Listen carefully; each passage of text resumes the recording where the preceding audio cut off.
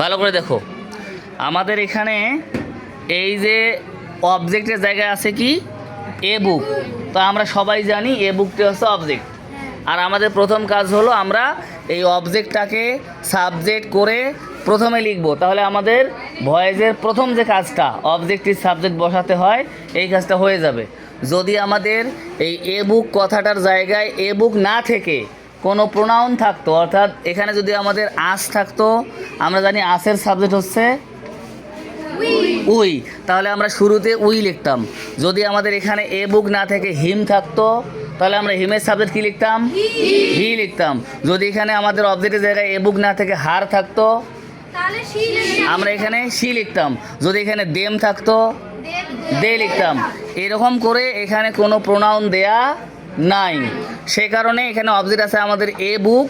এই এ বুক কথাটাকেই আমরা নিয়ে এসে বাক্যের শুরুতে লিখব, তাহলে আমাদের সাবজেক্ট হয়ে গেল এ বুক। তার মানে আমাদের 1 নম্বর কাজ শেষ, যে অবজেক্টটাকে আমরা সাবজেক্ট বানালাম। ঠিক আছে, সবাই বুঝতে পারছি। 2 নম্বর কাজটা কি বলো তো? হ্যাঁ, যেহেতু আমাদের 2 নম্বর কাজ হলো টেন্স ও পারসন অনুযায়ী সাহায্যকারী ভাব বসে, এখানে আমাদের কাজ হচ্ছে আমরা চিন্তা করে দেখব আমাদের অ্যাক্টিভ ভয়েসের বাক্যটা দেয়া আছে কোন টেন্স, এটা আগে চিন্তা করব। তারপরে আবার চিন্তা করব যে টেন্স দেয়া আছে ওই টেন্সটা প্যাসিভ ভয়েস বানানোর সময় পাল্টায়ে কোন টেন্স বানাতে হয় নাকি পাল্টাতে হয় না, এটা তো আমরা আগে থেকে বুঝি না? তো আমরা এই চিন্তা করার পরে যে টেন্স বানাতে হবে সেই টেন্সের ভার্ব কয়টা আছে, একটা নাকি একের বেশি আছে। যদি একটা থাকে তাহলে সেটাই বসাবো, আর যদি একটার বেশি থাকে তাহলে আমরা সাবজেক্ট এর পারসন এবং নাম্বার চিন্তা করে কোনটা ভার্ব বসাতে হবে ওটা চিন্তা করে আমরা বসাবো, কারণ ওগুলো আমরা শিখে ফেলছি। যেমন আমি তোমাদের বলি প্রেজেন্ট কন্টিনিউয়াস টেন্সের 3টা ভার্ব এম, ইজ, আর। আমরা এমের ব্যবহারটা জানি, শুধুমাত্র সাবজেক্ট আই হলে সেখানে আমরা এম বসাই। আর থাকে 2টা, একটা ইজ, একটা হচ্ছে আর। ইজের ব্যবহারটা মানে ইজ আরের ব্যবহারের মধ্যে আমরা জানি সাবজেক্ট যদি থার্ড পারসন, হ্যাঁ বলো হ্যাঁ, subject third person singular number হলে ইজ বসে, বাকি ক্ষেত্রে আর বসে। আমরা জানি না এগুলো।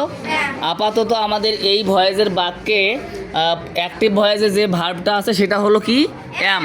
বলো তো এম থাকার কারণে এই বাক্যটা কোন টেন্স? Present continuous. তাহলে এটাকে প্যাসিভ বানানোর সময় আমাদের টেন্স পরিবর্তন হবে নাকি পরিবর্তন হবে না? পরিবর্তন হবে না। কেন পরিবর্তন হবে না? যেহেতু টেন্সটা হচ্ছে কন্টিনিউয়াস, যেহেতু অ্যাক্টিভ ভয়েসের বাক্যের টেন্সটা হচ্ছে কি কন্টিনিউয়াস, সেই কারণে প্যাসিভ ভয়েস করার সময় আর টেন্স পরিবর্তন হবে না, যেটা আছে ওটাই থাকবে। শুধুমাত্র সাহায্যকারী ভার্বের পরে বিং যোগ হবে, আর বিং শব্দটার বানানো হচ্ছে BEING। কথা বুঝছো? তাহলে আমরা এখন এখানে বুঝলাম যে এম আছে, অর্থাৎ প্রেজেন্ট কন্টিনিউয়াস টেন্স আছে, এটা পরিবর্তন হবে না, ওই টেন্সেই থাকবে। কিন্তু এটাও বুঝতে হবে যে এখানে এম আছে, এমেই যে থাকবে তা নয়, ইজও হতে পারে আরও হতে পারে, তবে ওই টেন্সের ভার্বের মধ্যেই পরিবর্তন হতে পারে, অন্য টেন্স হবে না। এটা কেন হতে পারে দেখো, এখানে এম আছে কারণ এমের আগে সাবজেক্ট আছে আই, কিন্তু আমরা যেখানে এখন অ্যামিজার ব্যবহার করব এই জায়গায়, এখানে কিন্তু সাবজেক্ট আছে এ বুক এবং আই। এটা কি একই জিনিস? আইয়ের ক্ষেত্রে এম বসে, আর সাবজেক্ট থার্ড পারসন সিঙ্গুলার হলে ইজ বসে, বাকি ক্ষেত্রে আর বসে। তাহলে আমরা এখন এখানে যে সাবজেক্টটা পাইছি এ বুক, এই এ বুক সাবজেক্ট অনুযায়ী এখানে এম হলে তার সাথে বিং হবে, এম বিং হবে। এ বুক অনুযায়ী এখানে যদি ইজ হয় তাহলে ইজের সাথে বিং হয়ে ইজ বিং হবে। যদি এ বুক অনুযায়ী এখানে আর হয় তাহলে আর হয়ে আর বিং হবে। বুঝছো? তাহলে আমরা এখন চিন্তা করে দেখব। প্রথম চিন্তা করে পাইলাম কি, এখানে এম আছে অর্থাৎ প্রেজেন্ট কন্টিনিউয়াস আছে, প্যাসিভ ভয়েসেও প্রেজেন্ট কন্টিনিউয়াস থাকবে, কিন্তু ভার্বের সাথে যোগ হবে বিং, তাই না? তাহলে আমরা এখন দেখি এখানে এ বুক এর পরে এম ইজ আর, 3টার মধ্যে কোনটা বসে বলো দেখি? কি বসবে? ইজ বসবে না, কারণ এখানে সাবজেক্ট আই নাই, এ কারণে এম হবে না। এ বুক আছে, এ বুকটা হচ্ছে থার্ড পারসন সিঙ্গুলার, সে কারণে এখানে ইজ হবে। শুধু কি ইজ হবে নাকি আর কিছু হবে? বিং যোগ হয়ে টোটাল হয়ে যাবে আমাদের কি?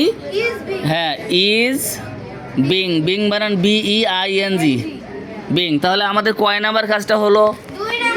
2 নাম্বার। এখন 3 নাম্বার কাজ কি? V3 বসে। এখানে আমাদের V3 মানে হচ্ছে মূল ভার্বের পাস্ট পার্টিসিপল ফর্ম, তাই না? এখানে মূল ভার্ব আছে আমাদের কি? রিডিং। রিডিং এর মূল যেটা আসল ভার্ব সেটা হচ্ছে রিড। আর রিডের 3টে ফর্ম একই, অর্থাৎ V1টা হচ্ছে রিড, READ রিড, V2 হচ্ছে রিড এবং V3 হচ্ছে রিড। তাহলে আমরা এখানে কি লিখবো এখন? রিডিং লিখবো নাকি রিড লিখবো? রিড লিখবো, যেহেতু V3 প্রয়োজন এজন্য আমরা এখানে লিখলাম রিড। 1 নাম্বার কাজ হলো অবজেক্টটা সাবজেক্ট করছি এ বুক, এটা হলো আমাদের 1 নাম্বার কাজ। 2 নাম্বার কাজ হলো টেন্স ও পারসন অনুযায়ী আমরা এখানে লিখছি ইজ বিং, এটা হলো আমাদের 2 নাম্বার কাজ। 3 নাম্বার কাজ লিখছি আমরা এখানে V3 লিখলাম, এটা 3 নাম্বার কাজ হয়ে গেল। বলো তো 4 নাম্বার কাজ কি? বাই বসে, সেই কারণে এখানে লিখবো আমরা বাই। বাইয়ের বিটা কি বড় হতে হবে? তাহলে আমরা লিখবো এখানে বাই, এটা হলো 4 নাম্বার কাজ। এখন 5 নাম্বার কাজ কি?